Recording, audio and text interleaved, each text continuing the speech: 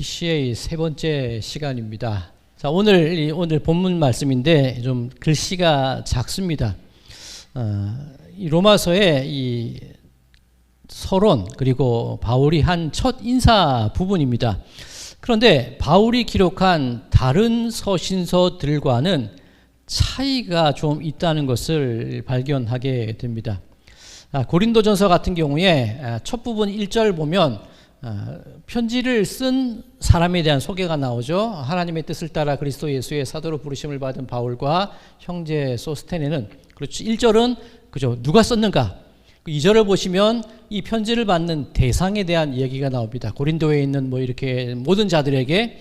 그리고 3절에 가서는 인사말이 나옵니다. 이 갈라디아서도 크게 다르지 않는데 1절에 사도된 바울, 앞에 수식어가 많기는 하지만 어쨌든 이런 나 바울은 2절에 보면 교회들에게 그죠, 받는 대상이 나오고 3절에 보면 인사로 마무리가 됩니다. 에베소서도 마찬가지입니다. 1절 바울은 1절 중반절부터 에베소에 있는 누구누구에게 편지하노니, 2절 인사말이 있죠. 빌립보서도 크게 다르지 않습니다. 그죠? 빌립보에 있는 디모데는까지가 쓰는 사람이고 편지하노니 대상이 나오고 그 다음 인사가 나옵니다. 그런데 오늘 이 로마서는 조금 이 인사말이 너무나 길어요. 그렇죠? 1절 말씀 보면 예수 그리스도의 종 바울은 여기까지가 쓴 사람입니다. 조금 넓게 이해를 해보면 사도로 부르심을 받아 하나님의 복음을 위하여 택정합을 입었으니 여기까지도 자를 수 있을 겁니다. 바울에 대한 소개. 그런데 2절은 관계가 없어요. 그리고 쭉 내려가서 이 편지를 받는 사람에 대한 이야기가 7절에 나옵니다. 로마에서 하나님의 사랑하심을 받고 성도로 부르심을 받은 모든 자에게, 그죠? 여기서 끊을 수 있고 마지막 이제 인사가 7절 중반절 이후가 인사말인 거예요. 그러면 따져보면 2절부터 6절까지는 평소 보통 바울이 기록하는 서신서의 인사말과는 조금 다른 내용이 중간에 삽입되어 있는 것을 볼 수가 있습니다. 자, 이것을 어떻게 이해할 수 있을까? 혹시 이 프로그램 보신 분 계신가요? 보시나요? 저는 매회 놓치지 않고 보는 프로그램 중에 하나입니다. 자, 유튜브로 보시는 분들은 이 부분은 제가 자를 거예요. 왜냐하면 저작권에 걸려요. 여기까지 편집하고 이제 여기부터 다시 시작하는 겁니다. 자, 유튜브로 보시는 분들은 못 보셨겠지만 이무진이라는 가수가 처음으로 얼굴을 알리는 장면입니다. 오늘 설교의 제목 여보세요 거기 누구 없어, 그 노래를 부르는 장면인데 어떻습니까? 그 심사위원들 패널들의 반응이 제일 첫 구절 여보세요 딱 나오자마자 굉장히 놀라죠. 보통 음악 경연 프로그램이나 이런 스타들을, 신인들을 발굴하는 프로그램을 보다 보면 어떻죠? 첫 구절만 들어도 이 사람이 잘하는 사람인지 노래를 못하는 사람인지 금방 알아들어요. 좀 애매하다 싶으면 더 들어보겠지만 이 이무진이라는 가수 같은 경우는 딱 첫 소절만 듣고도 사람들이 굉장히 놀랐어요. 그래서 올패스라 그러죠. 그래서 다 합격을 누르는 그런 놀라운 일이 일어났습니다. 자, 이 부분을 어떻게 이해할까? 저는 그렇게 생각을 해봤어요. 이무진이라는 가수가 여보세요라는 말 그 한마디로 심사위원들의 마음을 사로잡았듯이 사도 바울이라는 사람이 이 로마 교회에 대해서 인지도가 있었을까? 그런 의문을 한번 가져봅니다. 여러 교회에 편지를 쓸 때 자기 자신이 개척을 했거나 적어도 선교 여행을 다녔던 그 지역을 향하여서 편지를 쓸 때 바울은 그냥 자기를 소개하기만 하면 됐거든요. 혹시라도 사도성을 의심받는 지역이 있다면 사도된 나 바울은 그런 구절만 집어넣으면 되는데 로마 같은 경우는 사정이 달라요. 바울이 개척하지도 않았고 찾아가 보지도 않은 장소라는 거죠. 그렇다면 로마서를 기록할 때 이 인사말에서, 이건 제 생각입니다만, 인사말에서 승부를 나눠보자 그 마음을 가지지 않았을까? 이건 제 생각이고, 다시 말씀드리자면 인사말에서 바울이 하고자 하는 중요한 얘기를 먼저 요약해서 집어넣고 있지는 않을까, 그 생각을 해봅니다. 그러니 편지를 받는 사람들이 처음에 바울이 누구야? 이런 생각을 가지기 전에 먼저 이 바울이 쓰고자 하는 예수 그리스도의 복음에 대한 가장 주요한 내용들을 요약해서 인사말에 집어넣음으로써 이 서신의 어떤 효과 아니면 이 서신이 말하고자 하는 내용을 강렬하게 어필하고 있는 것은 아닌가, 그런 생각을 한번 해봤습니다. 자, 그렇다면 이 내용이 바울이 얘기하고자 하는 이 서신의 가장 중요한 내용이 무엇일까? 자, 1절과 2절 부분을 보면 1절에서 이 바울이 자기 스스로를 소개하기를 사도로 부르심을 받아 하나님의 복음을 위하여 택정함을 입은 사람이라고 소개합니다. 자, 복음, 우리가 첫째 시간인가요? 복음에 대해서 말씀을 드렸었죠. 유앙겔리온, 원래는 로마 황제에게 사용되던 단어였다. 그것을 하나님의 복음이라고 설명을 하면서 예수 그리스도에게 이 복음이라는 단어를 적용시켰다. 복된 소식, 굿뉴스, 또 로마의 힘이나 권력이나 전쟁에 의해서 유지되는 복된 소식이 아니라 예수 그리스도의 십자가와 사랑과 하나님의 인내하심, 그 모든 것을 통하여서 새롭게 제시하는 복된 소식이 바로 하나님의 복음이다. 그렇게 얘기를 하는 겁니다. 2절이 시작되면서 다시 이 복음은 이라고 얘기합니다. 즉 바울이 로마서를 통해서 강조하고 싶은 내용이 무엇일까? 결국 복음이라는 거죠. 결국 복음에 대해서 이 서신을 기록하고 있다. 그렇게 생각을 할 수가 있습니다. 자, 그렇다면 이 복음이라는 것, 누구에게 사도 바울은 누구에게 이 복음을 기록을 하고 있을까요? 자, 바울이 로마를 그렇게 가고 싶어 했는데 로마를 왜 가고 싶어 했을까요? 로마서 15장에 보면 바울이 왜 로마를 가고 싶어 했는지에 대한 이야기가 기록되어 있습니다. 자, 로마서 15장 22절부터 24절까지 한번 같이 읽어볼까요? 시작. 그러므로 또한 내가 너희에게 가려 하던 것이 여러 번 막혔더니 이제는 이 지방에 일할 곳이 없고 또 여러 해 전부터 언제든지 서바나로 갈 때에 너희에게 가기를 바라고 있었으니 이는 지나가는 길에 너희를 보고 먼저 너희와 사귐으로 얼마간 기쁨을 가진 후에 너희가 그리로 보내주기를 바람이라. 자, 바울의 목적지가 어디죠? 서바나라는 거예요. 바울은 로마에 가고 싶기는 가고 싶었는데 로마가 최종 목적지가 아니라 서바나로 가고 싶었다는 겁니다. 그리고 일할 곳이 없고 23절 중반절에 이제는 이 지방에 일할 곳이 없다. 바울의 3차 선교 여행이 다 마쳐졌어요. 그리고 지중해 연안 그 지역들을 웬만큼 다 돌아봤다는 겁니다. 그러니 이제 내가 목적으로 하는 장소가 어디냐? 서바나인데 그 서바나로 갈 때 내가 그 도중에 로마를 한번 들리고 싶다. 그리고 로마에서 이 로마 교회에 있던 그 성도들과 함께 얼마간의 친교를 나눈 이후에 내가 서바나로 향하여 갈 때 로마 교회의 도움을 좀 받고 싶다. 그 내용을 기록하는 겁니다. 물질적인 도움일 수도 있고 기도의 도움일 수도 있고 어떤 선교 단원으로서의 도움이 될 수도 있습니다. 어쨌든 바울의 최종 목적지는 서바나였다는 겁니다. 서바나가 어딜까? 바로 스페인입니다. 자, 보시면 지도 여기가 이스라엘 예루살렘이죠. 이 바울이 이 가이사랴에 그 한동안 억류되어 있다가 로마로 압송이 되게 되는데 예루살렘보다 조금 아래쪽입니다. 그리고 이 서바나, 스페인, 저쪽 유럽 대륙의 끝 부분입니다. 그렇다면 바울에게 있어 아니면 이 시대를 살고 있던 사람들에게 있어서 서바나라는 곳은 땅 끝이 되는 겁니다. 너희는 예루살렘과 온 유대와 사마리아와 땅 끝까지 이르러 내 증인이 되라. 바울의 마음 가운데에는 예수 그리스도께서 말씀하신 그 지상명령을 이루기 위해서 그 마음 가운데 서바나를 품고 있었던 겁니다. 그리고 그 서바나로 가기 위해서는 그 중간 기착지인 로마를 반드시 들러야겠다. 그 마음이 바울에게 있었던 것이지요. 자, 그런데 그 꿈이 이루어졌습니까? 아니거든요. 하나님이 그러신 것 같아요. 우리들은 우리 마음 가운데 간절히 바라는 소망과 우리들의 나름의 인생의 계획들이 있습니다. 그런데 얼마나 간절히 바라고 얼마나 간절히 기도하고는 있지만 하나님의 뜻이 내 뜻과 항상 맞지는 않습니다. 반대로 얘기했죠. 내 뜻이 하나님의 뜻과 항상 맞지는 않아요.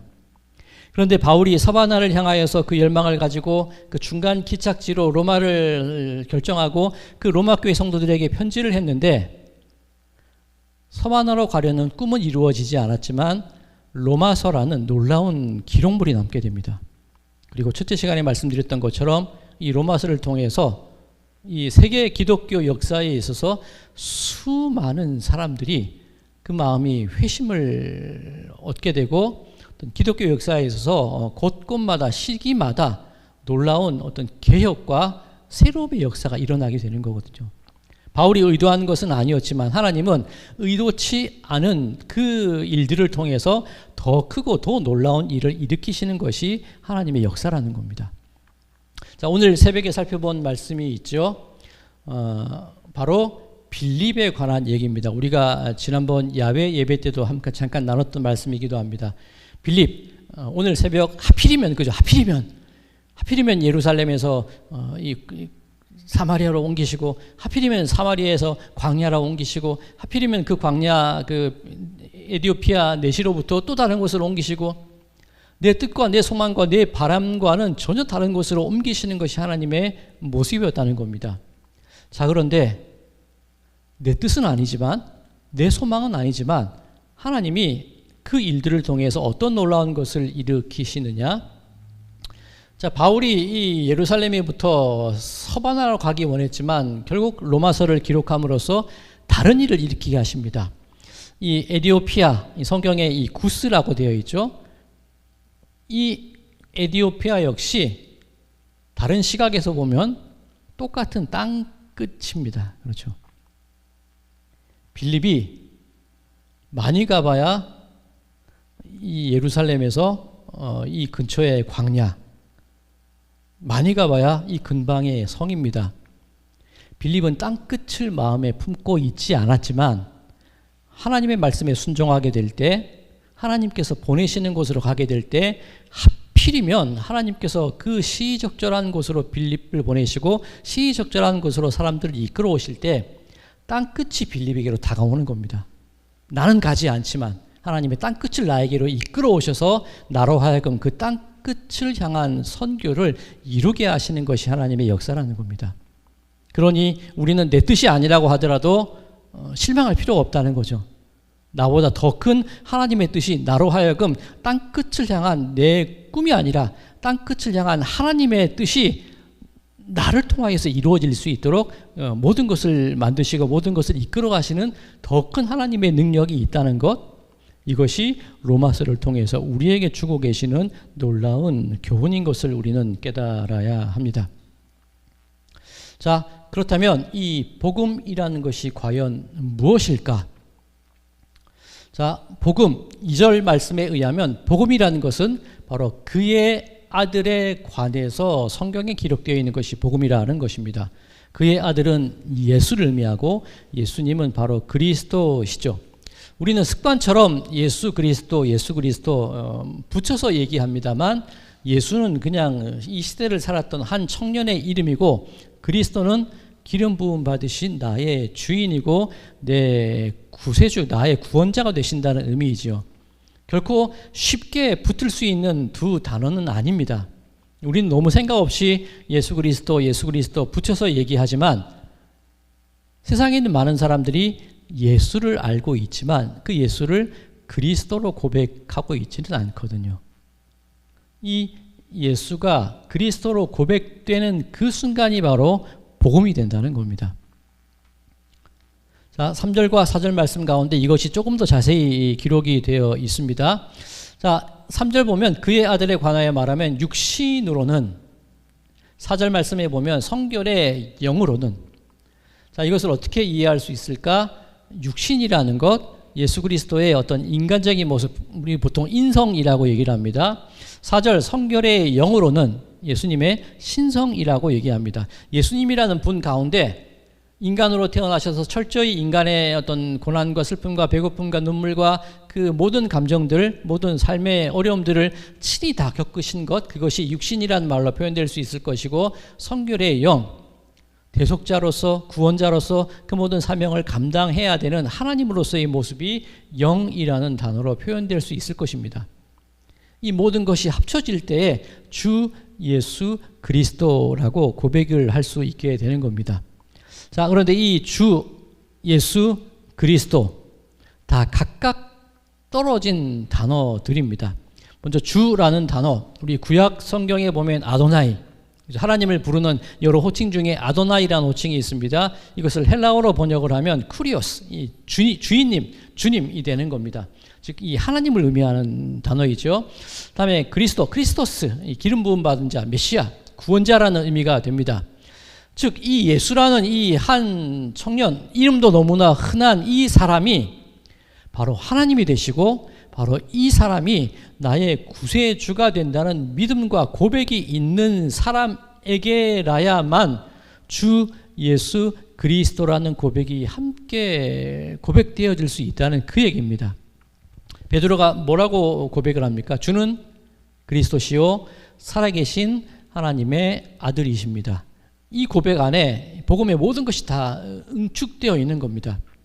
자, 이것을 다른 것으로 보면 우리 익투스, 그죠? 한때 우리 자동차 뒤에 참 많이 붙이고 다니셨던 겁니다. 예수 그리스도스 테우 히오스 조테르. 예수는 그리스도가 되시고 그분은 하나님의 아들이 되시고 그분은 나의 구원자가 되신다. 이게 복음의 진수라는 겁니다. 자, 제가 유튜브를 하면서 가끔 이 유튜브 관리자 계정으로 들어가면 분석을 할 수가 있어요. 동영상을 분석을 할 수 있는데 어느 지역에서 어느 연령대에서 누가 몇 분을 보고 얼마큼 접속을 하고 남자는 몇 퍼센트, 여자는 몇 퍼센트, 그 모든 것이 분석을 할 수가 있습니다. 관리자 계정에서는. 그런데 조회수가 가장 높은 영상들이 주로 무엇인가 하냐면 어떤 단어가 제목에 있을 때 조회수가 높냐면 은사, 뭐 이렇게 어려움에서 이기는 법, 이런 제목들이 들어가면 조회수가 좀 높게 나와요. 자, 그것이 무슨 뜻이냐면 뭐 우리 성도님들이 그렇다는 건 아니고 일반적으로 유튜브에 노출될 때 사람들이 관심 있게 클릭하는 것이 그런 단어가 노출될 때 클릭이 된다는 겁니다. 그러면 사람들 많이 대부분 그리스도인들이 보시겠죠. 그런데 그리스도인들의 관심이 무엇이냐면 은사, 그리고 뭔가 기이한 일들, 그리고 이분들이 얼마나 힘든 삶을 사시길래 뭐 어려움에서 이기는 법, 극복하는 이런 단어만 나오면 더 많이 클릭을 하세요. 좀 마음이 짠하기도 합니다. 자, 그런데 은사나 그런 어려움을 이기는 방법이나 그런 뭐 기적이나 이적들, 분명히 교회에 있어서 신앙생활에 있어서 중요한 요소인 것은 틀림없습니다만 우리가 가장 신앙생활에 있어서 우리의 중심을 관통하고 지나가야 될 가장 중요한 요소가 무엇일까? 바로 이거라는 거예요. 예수가 내 주인이 되시고 예수가 나의 구원자가 되신다. 이 고백이 우리들의 신앙생활 속에서 가장 우리들의 마음의 삶의 믿음의 중심이 되는 고백이 되어야 한다는 거예요. 제가 바라는 뭐 이거는 개인적인 바람입니다만 예수, 말씀, 복음 이 단어들이 조회수가 많이 나오면 좋겠다. 참 사람 마음이 간사해요. 조회수를 따지게 되는데 기왕이면 복음의 정수, 복음의 진수, 복음의 중심을 사람들이 관심 있게 보면 얼마나 좋을까? 그런 바람을 가져봅니다. 그런데 한편으로 생각하면 앞서도 말씀드렸지만 얼마나 힘드시면 그런 것들을 통해서 위로를 받으려 하실까? 그런 마음이 들기도 합니다. 어쨌든 우리들의 신앙의 중심은 언제나 예수 그리스도가 되어야 한다. 이것이 바울이 얘기하는 겁니다. 오늘 우리 1절부터 7절까지 첫 인사말에서 가장 중심이 되는 요약본이 들어있다고 말씀드렸는데 그 안에 은사, 기적, 이적, 표적 없어요. 오직 복음에 관한 내용밖에 들어있지 않습니다. 우리들의 삶 속에 가장 중심으로 되어야 될 것 예수 그리스도라는 사실을 한 번 더 짚어봅니다. 자, 이제 이 복음이라는 것 그렇다면 이 복음 우리는 어떻게 살아내고 이 복음을 어떻게 삶 속에 적용하고 살아갈 수 있을까? 자, 5절 말씀과 6절 말씀에 보면 이 반복되는 단어가 있는데 사도의 직분을 받아 그리고 그리스도의 것으로 부르심을 받은 자, 우리 앞서 살펴봤던 우리 서론 시간이 굉장히 길었는데 거기에 나오는 단어와 같은 맥락의 단어들입니다. 뭐죠? 택정함을 입었나니, 그죠? 택정함을 받았다, 선택됐다는 거예요. 자, 우리라는 존재, 우리가 어떻게 복음을 받아들일 수 있고 어떻게 복음을 증거할 수 있을까?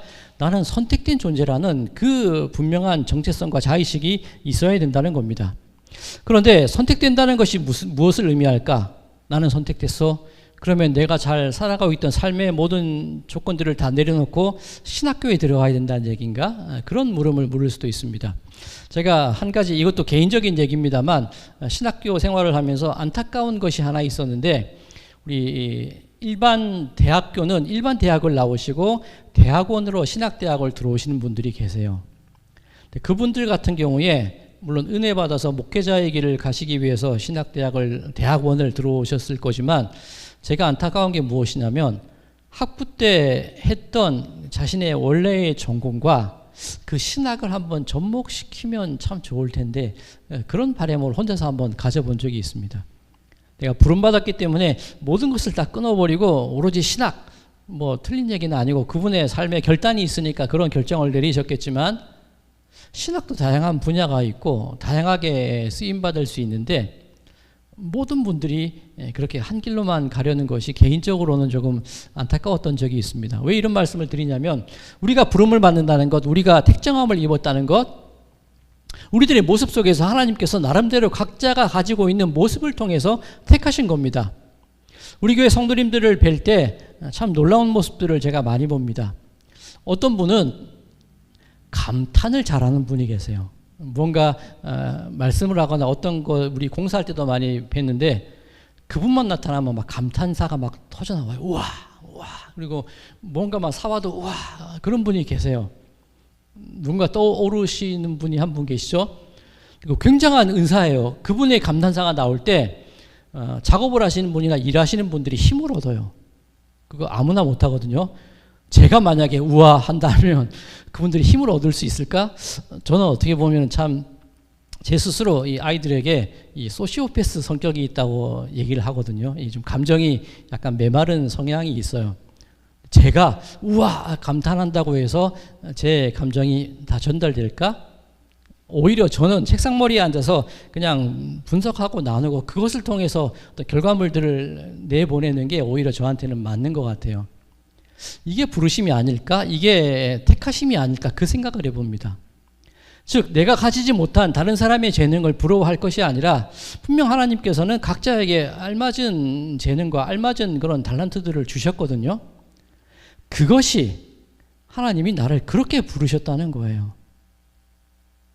주일 아침마다 저 아시는지 모르겠지만 우리 CCTV가 아침 9시 2분이면 울려요. 모르시죠? 저게 막 핸드폰으로 울려요. 그러면 아침마다 오시는 분이 계신데 오시자마자 제가 끕니다. 저게 상시 녹화 이건 교회 비밀이라서 아무튼 항상 제가 지켜보지는 않아요. 그런데 그분 늘 이렇게 말없이 청소를 하시고 늘 기쁘게 하시는 모습을 봐요. 그게 그분에게는 그 모습으로 쓰임받도록 택정된 모습일 수 있거든요. 그게 그분한테는 즐거움이 되는 거예요. 그리고 우리 성도님들 각자 다양한 그런 즐거움과 기쁨의 모습들을 가지고 계신데 하나님은 그 모습 그대로 사용하기를 원하신다는 거죠. 자, 그리고 이 직분을 받았다는 것, 부르심을 받았다는 것, 또 어떤 의미로 해석이 가능할까요? 전도와 선교라는 것으로 적용이 가능합니다. 몇 해 전에 전도를 참 노방전도를 열심히 하는 장로님 한 분이 계신데 그 장로님이 어느 날 전도를 갔다 오시더니 어떤 한 분을 만났는데 그 얘기를 하시더래요. 전도지를 3번을 받으셨답니다, 하루에. 그런데 첫 번째 분은 나이 많으신 어떤 여성분이신데 전도지를 주시면서 우리 아들 교회예요. 그러면서 주시는 분이 계셨고 또 한 분은 은퇴한 원로 목사님이신데 이 어떤 자기 담임하시는 교회가 없지만 정말 이렇게 예수를 믿지 않으면 안 된다, 회개해야 된다, 그 얘기하면서 전도지를 주신 분이 계시고 또 3번째는 그 장로님이시겠죠. 그 장로님과 얘기를 나누는데 내 아들 교회야 하고 전도하신 그분한테는 마음이 안 간다는 거예요. 꼭 돈 벌려고 교회를 한다라는 그런 생각이 든다는 거예요. 내 아들 교회니까 와야 돼. 두 번째, 그 목사님은 담임하는 교회도 없지만 정말 회개해야 되고 예수님을 믿지 않으면 안 된다는 간절함을 가지고 얘기를 하신다는 거예요. 그 얘기를 세 번째 전도지를 받으면서 그 장로님께 말씀을 하시더라는 거예요. 우리가 부르심을 받는다는 것이 어떤 의미가 있을까? 내 마음 가운데 어떤 복음의 간절함이 있을까? 그것을 한번 돌이켜보는 것도, 내 부르심이 어디에 있는가? 그것을 한번 살펴보는 과정이 필요하지 않을까 하는 생각을 가져봅니다. 내 부르심의 목적, 어떤 내 이익과 내 목적을 채우기 위해서 내 열정을 쓸 것인지, 아니면 나를 부르신 분의 목적을 채우기 위해서 그 열정을 쏟을 것인지, 우리들은 분명히 그 길 가운데에서 나를 보내신 분의 부르심의 목적에 합당한 삶을 사는 것이 우리들의 모습이어야 되지 않을까? 그건 역시 로마서가 우리들에게 주고 계신 말씀이라는 것입니다. 자, 이제 마지막으로 살펴볼 부분입니다. 이 5절과 6절과 7절 말씀을 보면 중복되는 단어들이 있어요. 우리 말에서는 그렇게 표시가 나지 않는데 바울이 말씀하기를 이방인 중에서 우리가 직분을 받아서 믿게 되었다는 거예요. 그리고 6절, 너희도 그들 중에서 예수 그리스도의 것으로 부르심을 받았다. 7절, 로마에서 부르심을 받았다. 자, 우리 말에는 이렇게 어떤 뭐라고 조사라 그러나요? 뭐 중에서에서라는 말로 되지만 죄송합니다. 제가 제가 보는 이 히라보 사전에 보면 N이라는 이 전치사가 다 똑같이 쓰여져요. 피스테오 N 타시스토스 에스네신, 여기서 이 에스네신이라는 것이 이 유대인을 제외한 사람들을 의미해요. 그러니까 이방인들로부터, 모든 이방인들로부터라는 뜻이고, 이 오이스라는 것은 지시대명사, 이 이방인을 의미하는 겁니다. 역시 이방인으로부터, 엔 로메, 이 로마의 어미 변화형이죠. 로마로부터. 자, 이것은 무슨 의미일까? 우리는 어떤 사람이냐? 원래 이방인인데 저들과는 구별되게끔 부르심을 받았다는 거예요. 하나님을 알지 못하고 예수님을 알지 못하고 그저 세상의 물결대로 흘러가는 그런 사람들, 존재들 중에서 특별하게 택정받고 특별하게 이끌림을 받은 사람들이 우리라는 존재라는 거예요. 로마로부터 부르심을 받았다. 로마가 어떤 곳입니까? 폭력과 전쟁과 힘과 그런 것들이 지배하는 세상인데, 그것이 아니라 그로부터 우리들이 이끌림을 받았다는 거예요. 우리들은 뽑힌 사람이요, 성별된 사람이요, 구별된 사람이라는 뜻입니다. 복음이라는 것이 그렇다는 거예요. 지금의 나라는 존재가 저 쾌락과 유혹과 환난과 전쟁과 모든 것을 힘으로 해결하라는 그 사람들의 삶 속에서 하나님께서 우리들을, 그 사람들로부터 우리들을 구출해 내셔서 그렇지 않은 사람들로 만들어 주신 것이 하나님의 은혜요. 그렇지 않은 사람들로서 우리가 해야 될 사명이 있는 것, 그것이 복음이라고 바울은 증거하고 있습니다. 자, 오늘 설교의 제목, 여보세요 거기 누구 없어, 한영애 씨의 노래 제목이 있기도 하고, 이무진이라는 가수가 자신의 존재를 세상에 알리게 된 노래 제목이기도 합니다. 자, 그런데 이 여보세요 거기 누구 없어 참 많은 의미를 가지고 있는 것 같아요. 첫 번째는 이방인으로부터, 로마로부터 우리들은 부르심을 받았지만 아직 부르심을 받지 못한 사람들이 있어요. 바울이 환상 가운데 마게도나에 있는 사람이 건너와서 우리를 도우라는 그 환상을 보게 되죠. 부르심을 받고 싶은데 아직 세상에서, 이방인 중에서, 로마 가운데서, 폭력 가운데서, 세상의 그런 쾌락과 아픔 가운데서 여전히 살고 있는 사람들이 우리를 향하여 외치고 있는 소리로 들리는 겁니다. 누구 없냐는 거예요. 거기 누구 없냐는 거예요. 나도 부르심을 받고 싶고, 나도 이끌려 나오고 싶은데, 나도 예수를 그리스도로 고백하고 싶은데 불러줄 사람이 없어서, 나를 이끌어줄 사람이 없어서 그냥 살고 있다는 거예요. 이 고백이 들려온다는 거예요. 또 이것이 어떤 소리로 들리느냐? 하나님이 우리를 부르시는 소리로 또 들려와요. 하나님이 모세를 부를 때, 그죠? 네 발에서 신을 벗고 내가 애굽으로 너를 바로 앞으로 너를 보낼 텐데, 그때 모세가 한 대답이 뭡니까? 나는 입이 둔한 자입니다.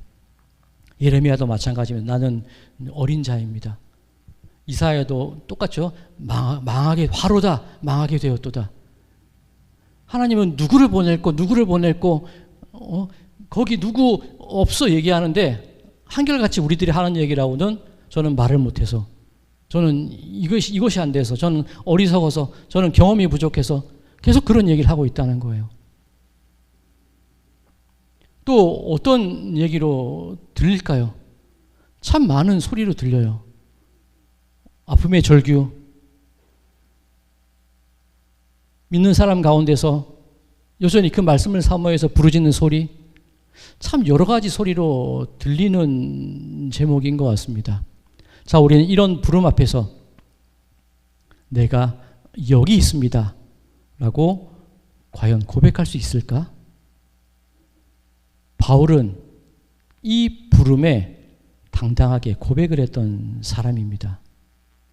자, 내일 묵상 말씀이 그런 내용입니다. 바울이 어떻게 로마로 갈 수 있었고 어떤 마음으로 로마를 향하게 되었을까? 자, 그것은 내일 묵상 말씀으로 계속 들어보시기 바라고, 자, 오늘 이 질문으로 말씀을 마치고자 해요. 여보세요, 거기 누구 없어? 이 하나님의 부르심에 어떻게 응답하실지 그것을 한번 생각해 보시는 하루가 되시기 바랍니다. 많은 사람들 거기 누구 없어요? 간절하게 외치는 그 외침에 대해서 나는 무엇이라고 대답을 해야 될까? 그것을 한번 생각해 보는 하루가 되시기 바랍니다. 그리고 그 과정 가운데서 로마서가 우리에게 어떤 대답을 하게끔 우리를 인도해 주는지, 앞으로 그리고 오늘의 이 시간을 통하여서 이 말씀을 묵상하는 가운데 여러분의 삶의 길과 방향을 정해 나가시는, 그 길대로 걸어 나가시는 모든 분들의 삶이 되시기를 주님의 이름으로 간절히 축원드립니다.